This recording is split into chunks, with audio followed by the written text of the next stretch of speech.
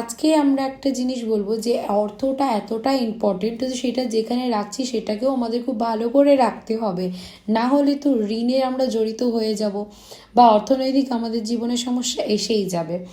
যেখানে আমরা অর্থ রাখছি, ধরে নাও লকারে রাখছি, আলমারিতে রাখছি, সেই জায়গাটা ক্লিন রাখার চেষ্টা করবেন এবং রেগুলার যখন আপনারা পুজো করবেন সেখানে একটু ধূপ দেওয়ার চেষ্টা করবেন, তাহলে খুব ভালো বেনিফিট দেবে।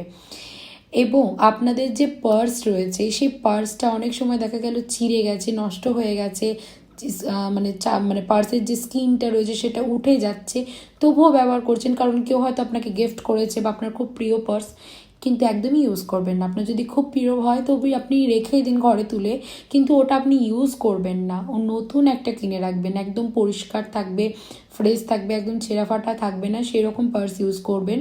এবং পার্সের মধ্যে 5টা লবঙ্গ অবশ্যই রেখে দেবেন, লাল